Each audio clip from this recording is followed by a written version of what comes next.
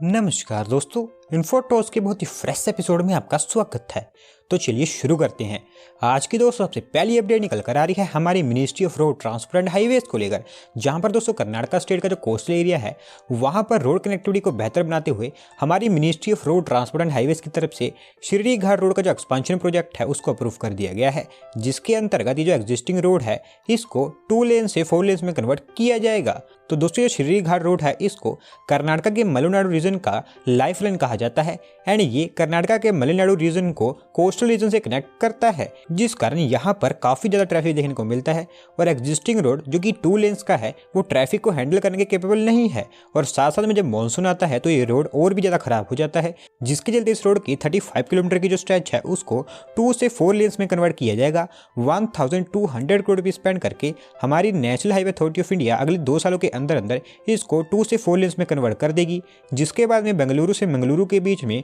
जो पूरा का पूरा रोड है वो 4 लेन्स का बन जाएगा। अगली दोस्तों अपडेट निकल कर आ रही है हमारी नेशनल कैपिटल दिल्ली से, जहां पर दोस्तों Indian iconic freedom fighter Netaji Subhash Chandra Bose ji को ट्रिब्यूट पे करते हुए हमारी सेंट्रल गवर्नमेंट के द्वारा अनाउंस किया गया है कि उनकी 125th बर्थ एनिवर्सरी पर दिल्ली में उनके एक आइकॉनिक स्टैचू को सेटअप किया जाएगा, जिसको सेटअप करने की तैयारियां शुरू कर दी गई हैं। तो दोस्तों जो स्टैचू होगी ये एक ग्रैंड एंड आइकॉनिक स्टैचू होगी जो कि ग्रेनाइट की बनी होगी एंड इसको दिल्ली के इंडिया गेट पर सेटअप किया जाएगा। ऐसा सच कोई डिटेल तो नहीं बताई गई है, लेकिन इसकी जो डायमेंशन होगी वो 28x6 फीट की होगी। और जब तक ये जो स्टैचू है ये बनकर कंप्लीट नहीं हो जाती है तब तक नेताजी सुभाष चंद्र बोस जी का जो होलोग्राम बस्ट है उसको इंडिया गेट पर डिस्प्ले किया जाएगा। और जब स्टैचू एक बार बनकर तैयार हो जाएगी तो उसके बाद में यहाँ पर इसको हमारे प्राइम मिनिस्टर जी के द्वारा अनवेल किया जाएगा। बढ़ते हैं दोस्तों अगली अपडेट की तरफ, जो निकल कर आ रही है हमारी defence research and development organisation DRDO को लेकर, जहां पर ब्रह्मोस सुपरसोनिक क्रूज मिसाइल जो कि इंडिया एंड रशिया के द्वारा जॉइंटली डेवलप की गई है, रिसेंटली इसका जो इम्प्रूव वर्जन है उसकी DRDO के द्वारा टेस्टिंग की गई थी एंड हर बार की तरह ये जो टेस्ट है ये सक्सेसफुली कंप्लीट हुआ है। दोस्तों जो ब्रह्मोस मिसाइल है जैसा कि मैंने आपको बताया कि इंडिया एंड रशिया के द्वारा मिलकर जॉइंटली डेवलप की गई है, तो इसमें बहुत सारे कंपोनेंट्स ऐसे हैं जो कि मेड इन इंडिया है एंड बहुत सारे कंपोनेंट्स ऐसे हैं जो कि रशियन है। लेकिन हमारी जो DRDO है वो इस मिसाइल में हमारे और भी मेड इन इंडिया कंपोनेंट्स को जोड़कर इसका इंप्रूव वर्जन प्रिपेयर कर रही थी, जिसको प्रिपेयर भी किया गया एंड अब उसकी जो टेस्टिंग है वो भी की गई है। और वहीं बात करें टेस्टिंग की तो ये टेस्टिंग उड़ीसा के चांदीपुर में जो ITR है वहाँ से ली गई थी, जो कि सक्सेसफुली कंप्लीट हुआ है। अगली दोस्तों अपडेट निकल कर आ रही है हमारे देश के न्यू एथेनॉल प्लांट्स को लेकर, जहां पर दोस्तों हमारे देश में जो एथेनॉल प्रोडक्शन है उसको इंक्रीज करने के लिए हमारी सेंट्रल गवर्नमेंट के द्वारा कहा गया है कि 2021 के जनवरी की स्टार्टिंग से लेकर अब तक उनके द्वारा हमारे देश में टोटल 196 एथेनॉल प्रोजेक्ट्स को अप्रूव किया जा चुका है, जिनकी total capacity 859.11 crore litres per annum की है। तो दोस्तों एथेनॉल एक ऐसी चीज़ है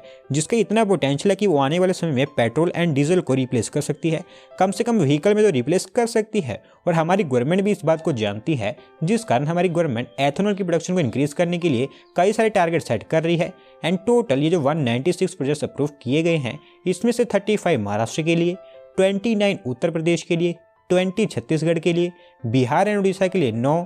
वेस्ट बंगाल के लिए 8 एंड 16 प्रोजेक्ट्स पंजाब स्टेट के लिए अप्रूव किए गए हैं। इसके अलावा कुछ और भी स्टेट्स हैं जिनके लिए प्रोजेक्ट्स अप्रूव किए गए हैं, but mainly Maharashtra, UP and Chhattisgarh ये तीनों टॉप डेस्टिनेशन से निकल कर आई हैं। अगली दोस्तों अपडेट निकल कर आ रही है इंडियन टेलीकम्युनिकेशन जायंट रिलायंस जियो इंफोकॉम को लेकर, जहां पर दोस्तों उनका जो टेलीकॉम बिजनेस है उसको एक्सपांड करते हुए रिलायंस जियो के द्वारा 6G टेक्नोलॉजी पर भी काम स्टार्ट कर दिया गया है, क्योंकि 6G टेक्नोलॉजी के लिए रिलायंस जियो ने फिनलैंड बेस्ड यूनिवर्सिटी ऑफ ओलू के साथ में पार्टनरशिप एग्रीमेंट साइन कर लिया है। तो दोस्तों जो यूनिवर्सिटी ऑफ ओलू है ये वर्ल्ड की one of the best rank university है एंड करंटली जहां हम हमारे देश में 5G लॉन्च की वेट कर रहे हैं, जियो के द्वारा 6G टेक्नोलॉजी पर भी काम स्टार्ट कर दिया गया है एंड इस पार्टनरशिप एग्रीमेंट के अकॉर्डिंग जियो एंड जो यूनिवर्सिटी है ये मिलकर 6G टेक्नोलॉजी को एक्सप्लोर करेंगे, जिसके through defence, automotive, white goods, industrial machinery, consumer goods, efficient manufacturing, smart device environment, इस तरह के जो सभी के सभी सेक्टर्स हैं इनके लिए 6G इनेबल्ड प्रोडक्ट्स को डेवलप किया जाएगा। तो देखते हैं कि आने वाले समय में रिलायंस जियो का जो टाई अप है ये इंडियन टेलीकॉम इंडस्ट्री के लिए क्या लेकर आता है। अगली दोस्तों अपडेट निकल कर आ रही है दिल्ली डेवलपमेंट अथॉरिटी को लेकर, जहां पर दोस्तों दिल्ली को स्लम फ्री बनाने के लिए दिल्ली डेवलपमेंट अथॉरिटी की तरफ से डिसाइड किया गया है कि वो इसी साल दिल्ली में जो स्लम रिहेबिलिटेशन का काम है वो स्टार्ट करने वाले हैं। एंड इनिशियली इस साल के अंदर अंदर उनके द्वारा 6 स्लम एरियाज को रीडेवलप किया जाना है। तो बेसिकली दोस्तों जो 6 स्लम एरियाज हैं और यहाँ पर जो लोग रहते हैं उनको टोटल 10 झुग्गी झोपड़ी क्लस्टर्स में डेवलप किया जाएगा, जहां पर प्लान बनाया गया है कि 10,337 न्यू हाउसेस इन लोगों को प्रोवाइड करवाए जाएंगे। Rohini, Dilshad gardens, Shalimar Bagh and Haiderpur, ये सब एरियाज है जहां पर ये न्यू क्लस्टर्स बनकर तैयार होंगे, जिनको पीपीपी मॉडल पर डेवलप किया जाएगा। और इस स्लम रिहेबिलिटेशन प्रोजेक्ट के लिए 2543 करोड़ रुपीस डीडीओ को एलोकेट कर दिए गए हैं। और क्योंकि स्लम रिहेबिलिटेशन कोई आसान काम नहीं है, तो इसी के चलते डीडीए के द्वारा इसकी कोई डेडलाइन नहीं बताई गई है, पर प्री एस्टिमेट के अकॉर्डिंग ये जो स्लम एरियाज हैं इनको अगले 3-4 सालों के अंदर अंदर रीडेवलप किया जाएगा। बढ़ते हैं दोस्तों अगली अपडेट की तरफ, जो निकल कर आ रही है Pune based IT giant Tech Mahindra को लेकर, जहां पर दोस्तों उनकी जो ओवरसीज रीच है उसको इंक्रीज करते हुए टेक महिंद्रा के द्वारा यूरोपियन फर्म कॉमटेक को आईटी लिमिटेड, जिसको शॉर्ट में सीटीसी आईटी लिमिटेड भी कहा जाता है, इस कंपनी को इन्होंने एक्वायर कर लिया है, जिसके लिए इन्होंने 310 मिलियन यूरोस की कंसिडरेशन पे की है। तो दोस्तों ऐसा देखा गया है कि पिछले कुछ समय से जो टेक महिंद्रा है वो ओवरसीज में उनकी जो रीच है उसको बढ़ाने के लिए कई सारी कंपनीज को एक्वायर करने में लगी हुई है। अभी 1 महीने पहले ही इन्होंने यूके एंड यूएसए बेस्ड एक कंपनी को एक्वायर किया है, एंड नाउ इन्होंने इस यूरोपियन बेस्ड कंपनी को एक्वायर कर लिया है, जो कि लाटविया एंड बेलारूस में उनके software solution and services provide करती है। एंड 310 मिलियन यूरोस, जो कि इंडियन रुपीस में अराउंड 2620 करोड़ रुपीस होते हैं, इसके थ्रू टेक महिंद्रा ने इस कंपनी का 100% स्टेक एक्वायर कर लिया है। इसके साथ साथ में इस कंपनी के SWFT एंड सुरेंस प्लेटफॉर्म्स, जो कि इस कंपनी के वेंचर्स हैं, इनमें भी 25% का स्टेक एक्वायर करने के लिए टेक महिंद्रा के द्वारा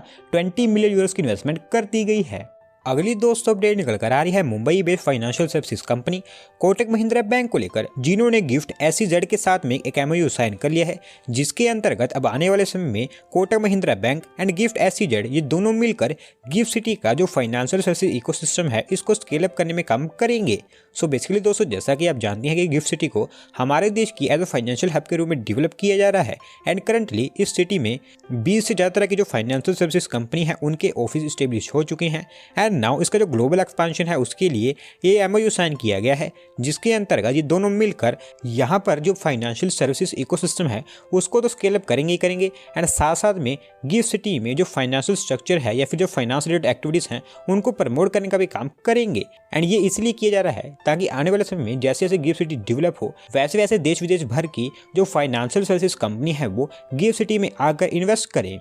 आज की दोस्तों लास्ट अपडेट निकल कर आ रही है हिमाचल प्रदेश स्टेट में इनॉग्रेट किए गए न्यू रोपवे सिस्टम को लेकर, जहां पर दोस्तों हिमाचल प्रदेश स्टेट की 2 famous tourist destinations Dharamshala and McLeodganj, इनके बीच में एक न्यू रोपवे सिस्टम बनाकर कंप्लीट कर दिया गया है, जिसके चलते अब होगा ये कि आने वाले समय में यहाँ पर जो टूरिस्ट हैं वो फ्रीली विजिट कर पाएंगे। सो बेसिकली दोस्तों धर्मशाला एंड मैक्लोडगंज इनके बीच में जो डिस्टेंस है वो अराउंड 9 किलोमीटर तक का है, लेकिन जैसा कि मैंने आपको बताया कि दोनों की दोनों फेमस टूरिस्ट डेस्टिनेशंस हैं, तो इसी के चलते इनके बीच में जो रोड है वहाँ पर ट्रैफिक देखना एक नॉर्मल थिंग है। एंड इसी प्रॉब्लम को एड्रेस करने के लिए जो रोपवे है इसका कंस्ट्रक्शन किया गया है, जो कि अराउंड 1.8 किलोमीटर लंबा है, एंड 207 करोड़ रुपये स्पेंड करके ये जो रोपवे सिस्टम है इसको डेवलप किया गया है। एंड अब इसके चलते धर्मशाला एंड मैक्लोडगंज के बीच में जो 9 किलोमीटर की ट्रिप है वो सिर्फ 5 मिनट में ही कंप्लीट हो पाएगी, एंड साथ साथ में यहाँ पर जो टूरिस्ट आते हैं वो भी काफ़ी फ्रीली विजिट कर पाएंगे।